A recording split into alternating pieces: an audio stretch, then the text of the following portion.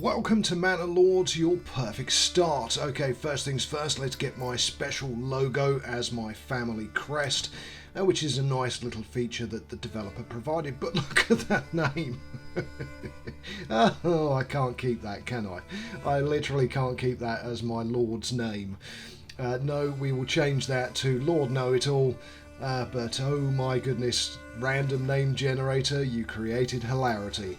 Okay, so continue. We're doing the default and restoring the peace rather than the relaxing just city building. We're going to go with the default scenario. I think that's the best scenario to use. So here we are. This is the beginning of your small holding or tiny village, because that's how it starts out. We've got 5 families.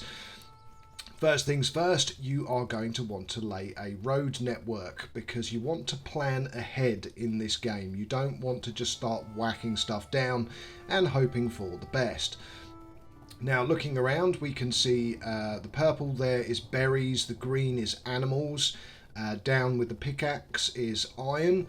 We have a trading point down here off the edge of the map, which we can use to buy and sell goods from the wider world.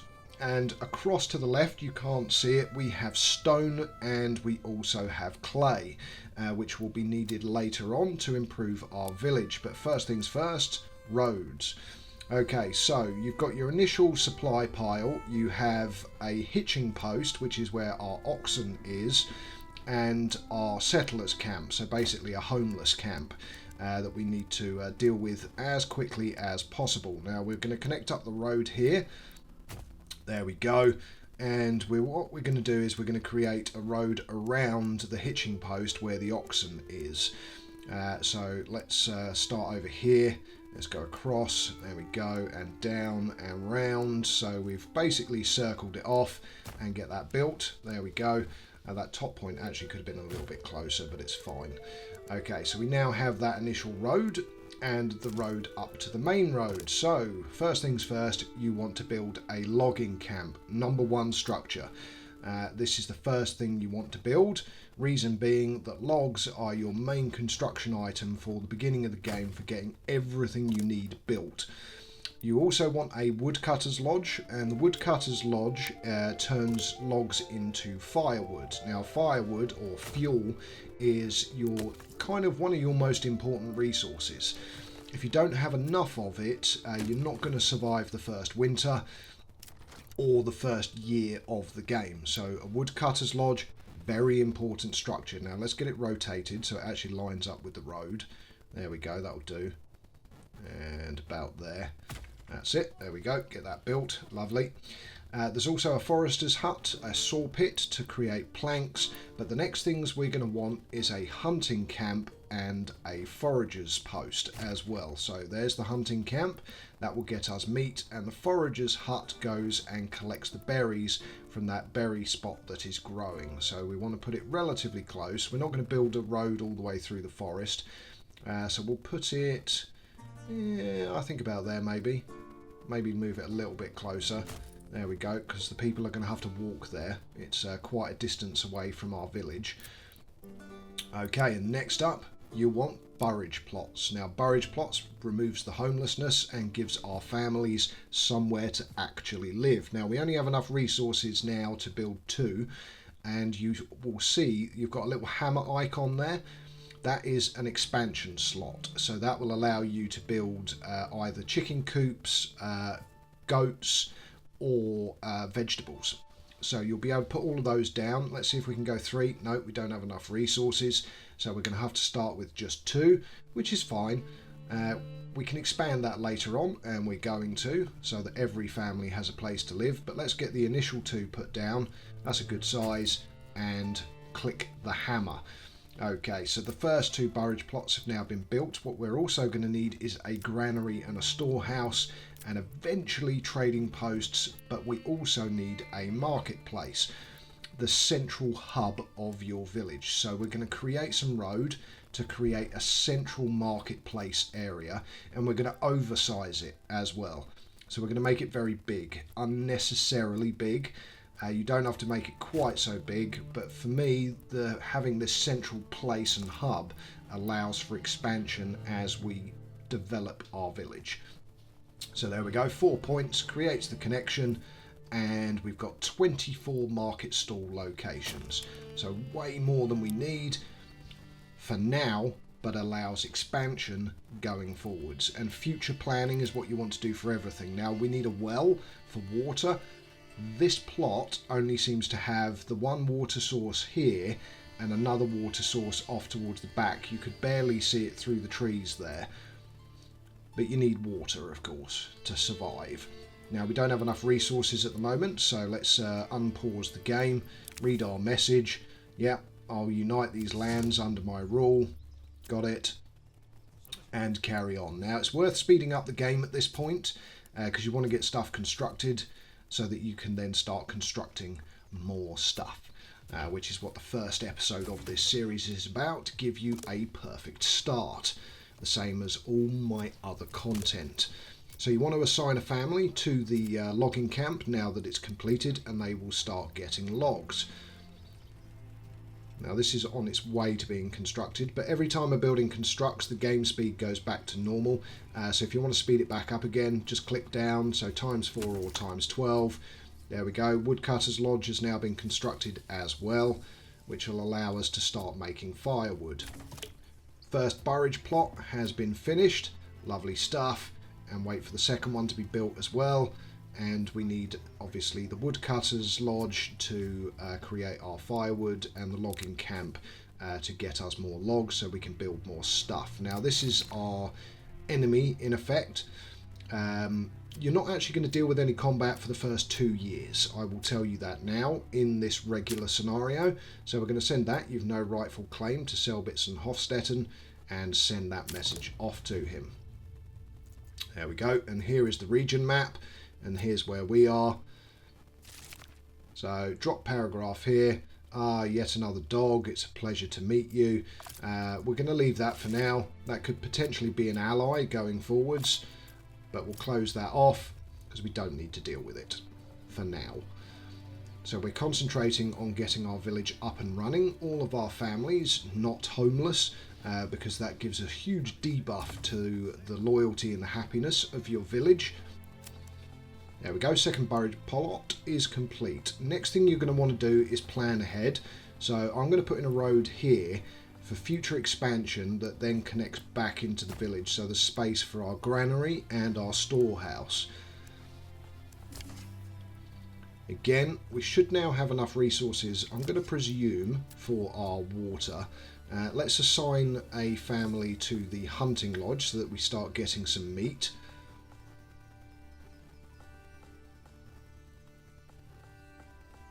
Okay, right, well, there it is. Okay, let's rotate it.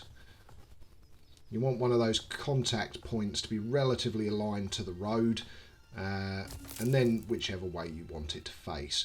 So there we go, could put it up here, that's it, and then we'll connect that up with road. So the villagers can now get their water.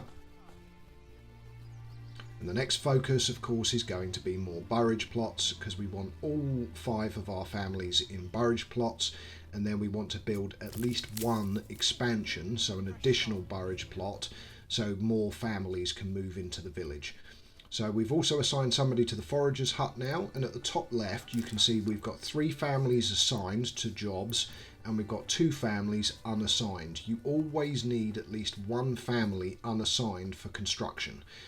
If you assign all families, you won't be able to build anything. So this is our next 2 burridge plots with space for expansion, and we are going to do 1 vegetable plot and 1 chicken coop, because you get given 50 coins at the beginning of the game, which you can use to buy some expansions for your burridge plots. And I found that's the best use of the money to begin with, before you start selling and trading and getting more money a little bit later on in the game, which of course will be in future episodes. Now the other thing is you want to get your granary and your storage yard built as quickly as possible, because our goods are currently exposed to the elements. So our food and our resources are all completely exposed. If it rains, they're going to get soaked, which obviously soggy bread is not really what people want to eat. You get given an initial supply of bread. So as you can see, we've got 15 bread, 18 fuel, 20 stone and 10 tools. Okay, construction complete for burridge plot level 1. We still don't have enough yet for our granary, so we still need 2 logs. Let's let them build this fourth burridge plot, and then we'll only need to build 1 more to have all of our families in their houses. So speed up time. As you can see, that burridge plot constructing on the right hand side there. I want to get that finished. There we go, construction finished. Now hopefully we've got a couple of logs to build our granary. Yes, we have. Lovely stuff. So now the granary can be built, and we also want to build the storehouse. Now at the moment, again, we don't have 2 logs, so we need to wait. Not a problem. Although of course if the weather turns now, we'll get the notice that our supplies are getting soaked, but that's fine. This is pretty much as quick as you can build stuff. But as you can see, the foundations of our little town are starting to come together, with what will eventually be the main street coming off of the road, with all the burridge plots leading down to the marketplace and our other buildings nearby. Still haven't got the 2 logs. Let's speed up time. Oh, and of course it's raining. Lovely. So now our supplies are going to get soaked. There we go. We can build the storage yard. Do we want to build it up there? Do we want to build it somewhere else? Again, choice is yours where you put it down. I mean, it would be quite good there next to the well, but I'm going to put it next to the granary just to have our storage places next to each other. Okay, lovely. That's both of those built. Now let's build some additional road up to here. And the reason I've done it that size is once all of the families are in burridge plots, that little encampment will disappear, and there is enough space there to actually put in another burridge plot. Now I put these 2 close to each other so I can't get the road between the 2. You can actually move stuff. Well, currently you can move stuff for free. That may of course change, but let's connect the road up there so that it's connected to the logging camp, because that will improve the speed of transport of goods. We haven't built a forester's hut yet, which reforests, of course, so plants more trees so that you've got a constant supply of logs. We do have a lot of forestry around us at the beginning, so you don't need to worry too much about a forester. But here are the expansion slots. So we have vegetable garden, chicken coop, and then we have goats. So underneath that is goats, and they provide hides. So what we're going to do with our initial 50 coins is build 1 vegetable plot and 1 chicken coop. But there's a goat shed which costs 25 because that provides hides. No meat, mind you, just hides. Right, back to our village. So we've got the foundations in place. We've got some more family members moving in there by the sounds of it. We've got our 4 burridge plots, we've got our 1 homeless person, and we've got those initial 50 coins. So let's go with a vegetable garden here, and later that one next to it we will put in a chicken coop, which will give you vegetables and eggs. So 2 food sources on top of the berries and the meat that we are getting from the map.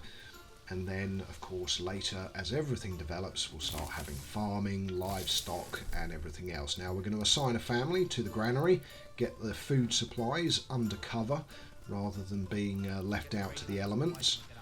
And we want to get another burridge plot built. So where are we going to put it? Should we put it here? Let's put it out to about there and across. Okay, so now that, let's shrink it back down again. So that's 1 burridge plot where you can expand it to include 2 families and an extension. So a big plot.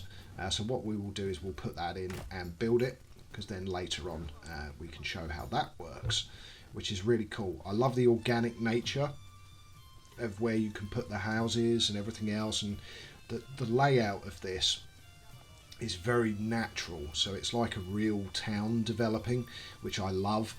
The developer has done amazing work on this game, and for this to be beta, it's epic.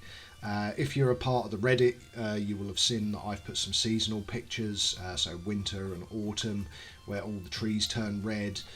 I've got an NVIDIA RTX 4080, so the graphics on this, they're phenomenal, they really are. So again, chicken coop for the rest of our money. Now we only have 10 coins left, but that does mean that we've got 2 additional food sources. You'll see there's a market stall already been put in as well. So the families, they will create a market stall and they're selling food, but what they will do is, so it's for the hunting lodge that they have this food stall, is they will sell other types of food as well. So the berries, the bread, the vegetables and the eggs. Okay, let's speed up time because we want to get that burridge plot complete. And the storehouse has now been built as well. Lovely. Assign a family to it, and we now hit a problem. No unassigned families to guide the ox. So we've run out of families. So, decisions. You're going to have to reallocate a family from one of your buildings so that they can complete construction. And we haven't finished that last burridge plot yet either. So our resources getting soaked will disappear in a minute because the storehouse and the granary have been completed. But what we will do is we will remove the people from the logging camp because we've got enough resources to build what we currently need to build. So as you can see, we're getting all these warning messages. Or you could take them from the hunting camp, but that has, as I said, a market stall, and you don't really want to do that. So let's remove them from here, and they will now go and finish the construction. And as you can see, the warning for our supplies has disappeared because they are now all in the storehouse and the granary. Now ideally we want to actually build another burridge plot because you want space for an additional family. There we go, settlement level increased. Now that everyone's got a home, we have a development point to spend. We're not going to do that in this episode, I will show you in the next episode, but let's build another big plot that can be expanded and extended. And now we've had some armaments delivered to the village. So what you want to do is you want to add, just click the plus. Now at the moment we don't actually have any weapons for that basic unit, we have spear militia. So what we have here is the spear militia, so you want to create that group as well, because as you can see the other number is 0 out of 36. Now we have 5 out of 36. So we have 5 families, we have 5 spearmen, and we have a total of 20. So we can have 20 families in our village, and the head of each household will go to battle when needed. Now you can see that you can create breweries, joiners, cobblers, tailors, armourer, buyers. There's loads of additional expansion options because this is a bigger plot. So let's shrink that down. One of the others was cheese, I think, by the way. Again, speeding up time because we want that next burridge plot to be built. And then we can get that family reassigned to the logging camp so we can keep getting resources. Because I knew we had 2 logs, so we had enough for 1 additional burridge plot. There we go. I think it's nearly done. Let's reassign the family. Oh, actually, it's not quite finished, is it? No, it's nearly finished. Okay, dolt. Right, let's remove the family again. Get that constructed first. Speed up time again. Get it built. And then reassign the family to the logging camp. Come on, get it built. Come on, we're running at ultra speed here. There we go. And construction finished. Okay, so we now have space for 1 additional family, and we've got all of the families currently assigned to jobs. We've got a nice little vegetable plot here, and look at that, some chickens running around with the chicken coop, which will give us some eggs. So we'll get eggs and veggies. So we've got our food stall and our firewood stall. Everything's developing along nicely, And that's the first part of the game sorted. You are ready for your future expansion. Stick along with this series, of course, and I will develop the village all the way through to a thriving small town. Now, we've got our food supply. We don't have a fuel store supply, apparently, probably because it's just been set up. But we don't have any families currently assigned to the Woodcutters Lodge. So again, you have to balance your initial families. So what you could do is take away the family from the hunting lodge, but again, see that little market icon? They have a market stall, so you don't want to do that. Go over to the foragers, they don't. So that family can be reassigned to the woodcutters camp to start making firewood, because firewood is very, very important in this game. But for now, ladies and gentlemen, boys and girls, that's it. All it leaves me to say is good morning, good afternoon, good evening, and of course from me, Know It All Gaming, good night. And if you're not subscribed, why the hell not?